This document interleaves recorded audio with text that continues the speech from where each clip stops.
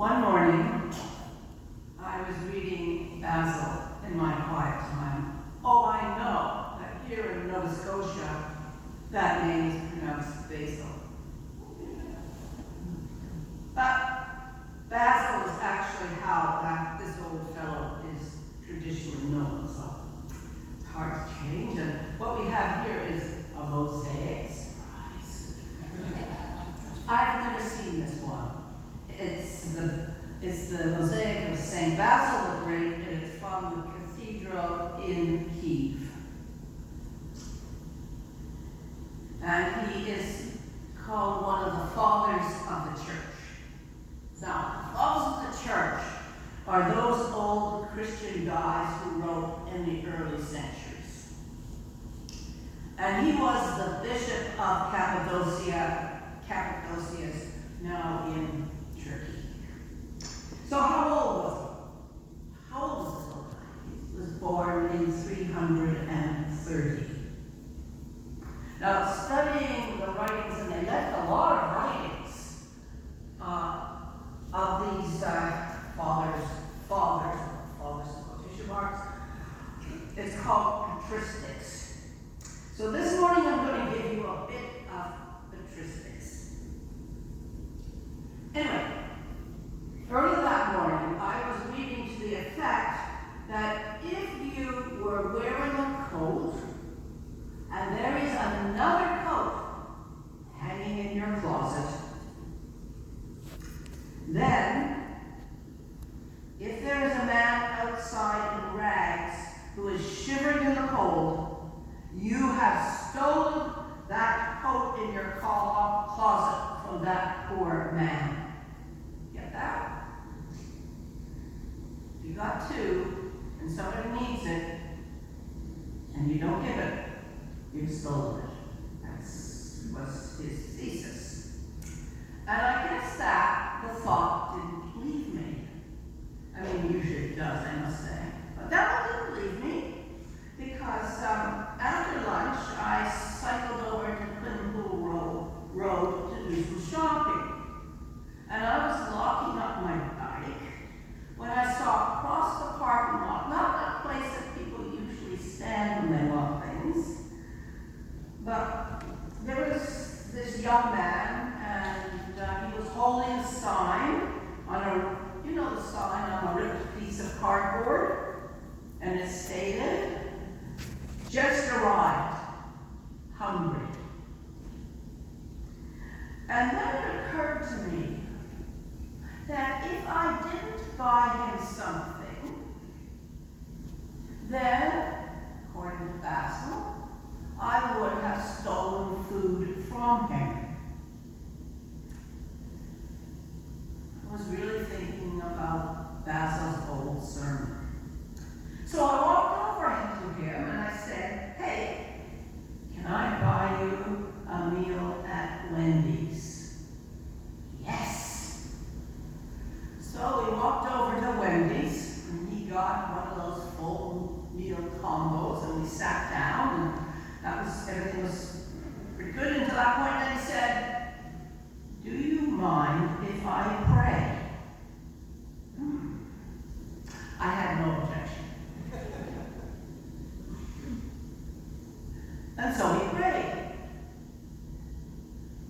thanking God for bringing him safely to Halifax, thanking God for the food and for the blessings for the dear woman who had given him lunch. He had come from Alberta. And so we spent the time over the meal talking about where he could find help in the city, and where there might be job opportunities because he had worked in construction. Well, I never saw him again. So this Basil, that old fellow labeled a church father, was a preacher. And his sermons were recorded. Not like we record sermons, but somebody was sitting there writing it all down. This is what he actually really said, although of course he did say it in Greek. I'll give it to you in English.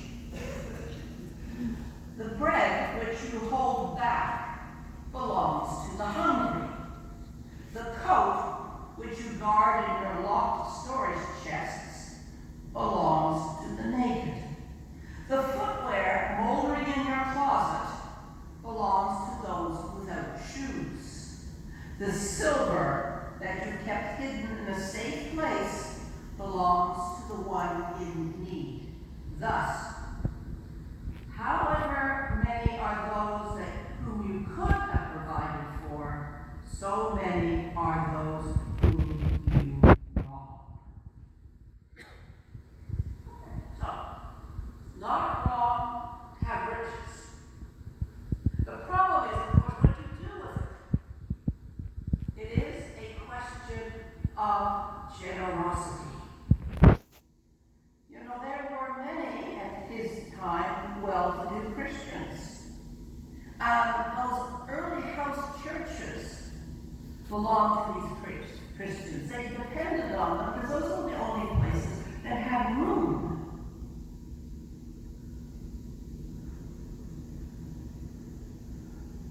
But once Christianity became legal, and it only became legal about 7 years before Basil was born, once it became legal, then some of these wealthier Christians provided for the new buildings. And the great works of art that adorn the churches were paid by people of substance. And even this church, you know, if there hadn't been some substantial donors, you wouldn't have that magnificent wooden pulpit for Father Abraham. Your rose window is lovely, and there would only be, of course, without funds, a pump organ.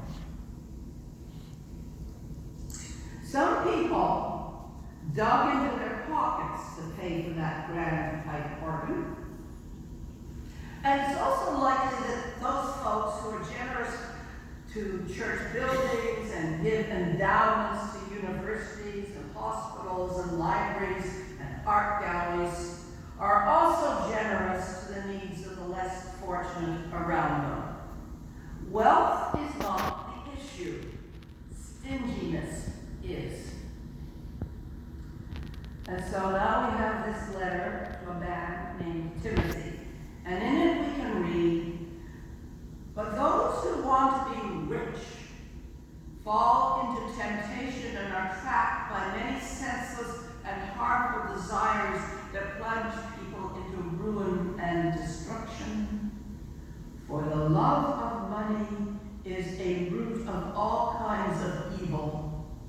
And in their eagerness to be rich, some have wandered away from the faith and pierced themselves with many pains."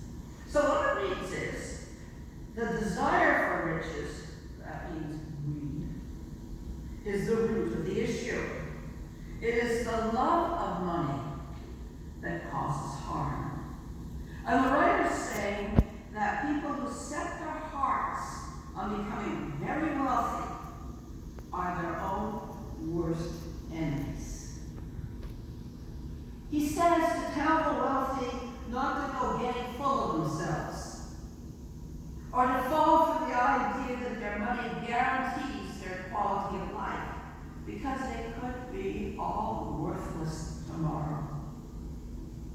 The call is to stake our future on God. For everything we need to enjoy a truly rich life is given to us by God. And if you really want to set yourself up for the future, you should invest heavily in doing good for others and build up a portfolio based on blue chip sharing and generosity. And that's what it says in Timothy. But what about the gospel message? This parable is not really about wealth, but that's the setup, and we'll look at that in the first couple of verses. So there was a rich man who was always dressed in the most expensive fashions and who enjoyed chef-prepared gourmet delicacies for breakfast, lunch, and supper. And in the street outside the security gates lived a desperately poor man named Lazarus. He was malnourished and sleeping rough, and his skin was scabby and infected. And all he ever ate with the scraps thrown out to the rich man's garbage. And often he was even too weak to stop the dogs from licking his sores. So, it sets up the two extremes. We're really glad that rich dude got what was coming to him. We don't want it coming to us, do we? And the issue is not the man who was rich. After all, he did give a lot of business to the weavers, the tailors, the clothiers, the food providers, the cooks and the servers, etc. The issue is that he eats the gourmet fare.